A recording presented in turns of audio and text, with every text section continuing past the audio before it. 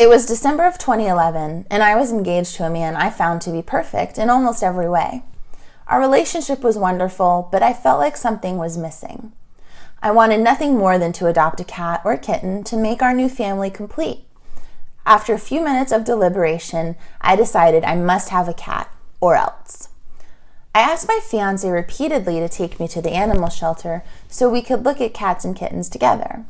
He said no over and over again, each time giving me a reason we shouldn't adopt a new pet. We weren't ready for the long-term commitment, he said. Cats can live to be 20 years old. We couldn't afford the extra vet bills. All the cat litter and cat food would surely bankrupt us. Plus, we already had a dog, and what if the two didn't get along? So, I hatched a plan. During the week, I found adorable pictures online of cats and kittens and sent them to my fiancé to prove to him how happy we could be with a feline friend. Still, he wouldn't give in and said that we couldn't adopt one. Because of his resistance, I began to protest by giving him the silent treatment. Finally, I gave him an easy choice. Get me a cat or I'll pout forever. At the end of the week, it was mid-December. I was going out of town on business for 3 days. I thought the trip was well-timed and it would give my fiancé an opportunity to think about his decision. Upon my return, I found my fiancé in the living room with a box wrapped in silver paper on the coffee table. It was an early Christmas present, and he apologized for being so stubborn.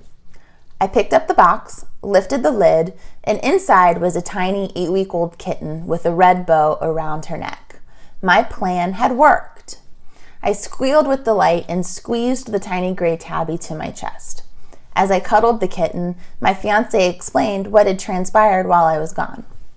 He found the kitten at the shelter a week ago, but she was still too young to adopt, so he put a hold on her with hopes that he could come back later to pick her up and surprise me with her for Christmas.